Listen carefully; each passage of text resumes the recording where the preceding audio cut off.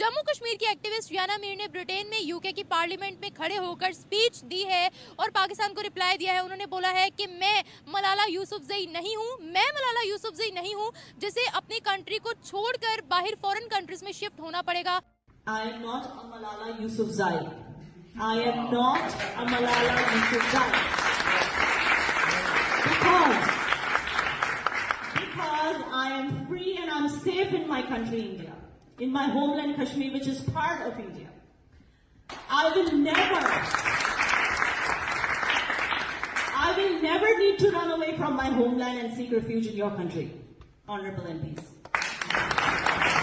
याना की अगर बात करें, हमारे शो का हिस्सा बन चुकी है। याना जो है लंदन के पार्लियामेंट में बैठ के उन्होंने कश्मीर को रिप्रेजेंट किया और कहीं ना कहीं पाकिस्तान को एक करारा जवाब भी दिया। उन्होंने कहा कि I am free and safe in my India and in my homeland Kashmir. एक तो पाकिस्तान के अंदर नई हुकूमतें बनने जा रही हैं और ये जो नई हुकूमतें बनने जा रही हैं, इनका जो सबसे बड़ा मसला है, क्या ये भारत की तरह फॉरेन डायरेक्ट इन्वेस्टमेंट पाकिस्तान में लाने में कामयाब हो सकती हैं या कि नहीं, या कि हम इंतज़ार ही करेंगे कि ये कब होश संभालेंगे, कब ये प्लान करेंगे। और साथ साथ मलाला यूसुफजई की बात की कि हम मलाला जैसे नहीं हैं जो भाग के आपके मुल्क में आ जाएंगे, हम कश्मीरी हैं और भारत में ही रहेंगे। हो सकता है कि ये बीजेपी के अपने बंदे हो जो हमें वहाँ पे सोशल मीडिया के थ्रू हमें दिखाया जा रहा हो कि मुसलमान एक्टिविस्ट वहाँ पर जम्मू कश्मीर के अंदर आपको बेतहाशा मिल जाएंगे। वहाँ का मेन स्ट्रीम मीडिया भी है। हमारे कश्मीर के अंदर तो भारत के अंदर जो गूगल है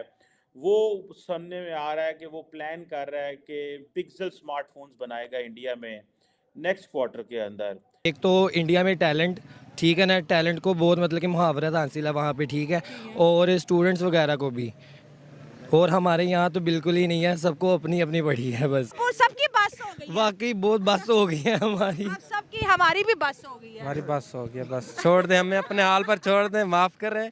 यासीन मलिक, हाँ जी, मैं उन्हीं की बात कर रही हूँ।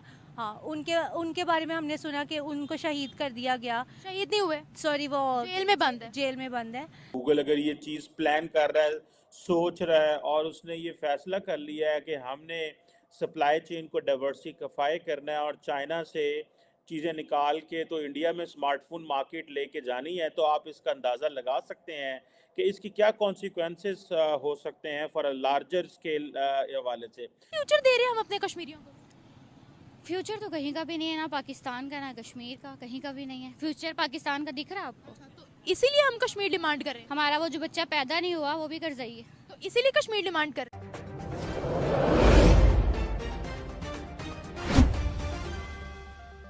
एक तो पाकिस्तान के अंदर नई हुकूमतें बनने जा रही हैं और ये जो नई हुकूमतें बनने जा रही हैं, इनका जो सबसे बड़ा मसला है, क्या ये भारत की तरह फॉरेन डायरेक्ट इन्वेस्टमेंट पाकिस्तान में लाने में कामयाब हो सकती हैं या कि नहीं, या कि हम इंतज़ार ही करेंगे कि ये कब होश संभालेंगे, कब ये प्लान करेंगे, ये कब हमारे लिए चीज़ें करेंगे, हम इन्हीं चीज़ों में ही रहेंगे। ये एक बहुत बड़ा क्वेश्चन है। भारत के अंदर जो गूगल है वो सुनने में आ रहा है कि वो प्लान कर रहा है कि पिक्सल स्मार्टफोन्स बनाएगा इंडिया में नेक्स्ट क्वार्टर के अंदर।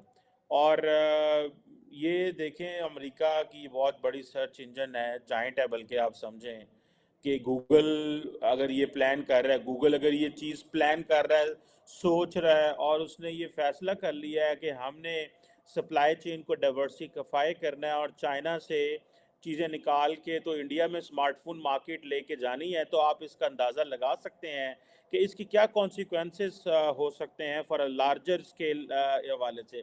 दुनिया में आपको पता है कि फ्रेंड शोरिंग हो रही है, दुनिया में रीशोरिंग हो रही है, नियर शोरिंग हो रही है, ये सारी की सारी टर्म्स दुनिया जो है वो आजकल डिस्कस कर रही है। फ्रेंड शोरिंग के अंदर बेसिकली तो अमेरिकी हुकूमतों ने अब जो जितने भी अमेरिकन ब्रांड्स थे उनको ये कहा, भाई आप चाइना से निकलो, जिसको वो कभी डी रिस्क कहते हैं। जम्मू कश्मीर की एक्टिविस्ट याना मीर ने ब्रिटेन में यूके की पार्लियामेंट में खड़े होकर स्पीच दी है और पाकिस्तान को रिप्लाई दिया है। उन्होंने बोला है कि मैं मलाला यूसुफजई नहीं हूँ, मैं मलाला यूसुफजई नहीं हूँ जिसे अपनी कंट्री को छोड़कर बाहर फॉरेन कंट्रीज में शिफ्ट होना पड़ेगा। मैं भारत की बेटी हूँ, भारत में रहती हूँ और मुझे तमाम सहूलतें मिलती हैं।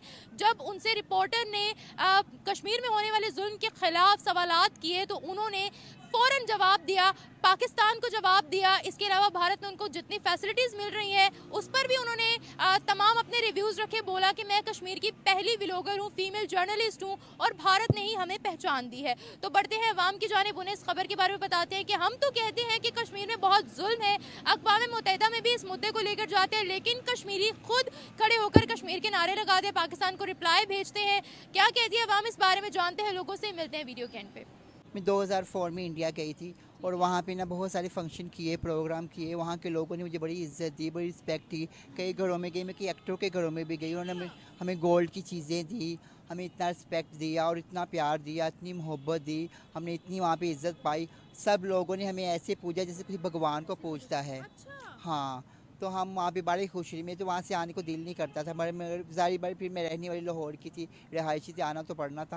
वहाँ पे मैं 1 साल पूरा रह के आई थी और मेरा दिल इतना अच्छा लगा था, वहाँ पे मुझे आने को दिल नहीं करता था। गोल्ड देते थे, एज अ गिफ्ट देते थे? गिफ्ट देते थे, वहाँ पे नाचते थे ना, वहाँ के कोई बच्ची वगैरह होता था या बच्चा वगैरह, हम नाचते थे, वहाँ पे गोल्ड देते थे और पैसे भी बहुत देते थे। वहाँ की आवाम ना बहुत खुले दिल की है, खुले दिल की है। उनकी आवाम और यहाँ की आवाम में क्या फ़र्क है? उनकी आवाम में क्या फ़र्क है? यहाँ की आवाम पैसे निकालने में बहुत मुश्किल निकालते हैं। अब तो हमें बधाइयाँ भी नहीं देते, हमें तो घरों में घुसने नहीं देती। के साथ कैसा सलूक करती है यहाँ की आवाम? यहाँ की आवाम अच्छा सलूक नहीं करती। लाहौर के लोग जो ना वो थोड़े से ना और ज़ेन के हैं। अभी वो डी कपल कहते हैं, लेकिन उन्होंने एक लार्जर पिक्चर खींच दी है अमेरिकन बिजनेस कम्युनिटी के लिए कि आप की जो इन्वेस्टमेंट है वो चाइना के अंदर सिक्योर नहीं है, इंडिया हमारा दोस्त है, सो लिहाजा ये फ्रेंड शोरिंग जो है वो हो रही है। अब देखें ये जो सारी सप्लाई चेन स्ट्रेटजी है जिसको गूगल की बड़ी एम्बिशियस प्लान है, ये देखें ये बड़ा एम्बिशियस प्लान है, ये सारी टारगेट करना, शिपिंग की तरफ शिप करना,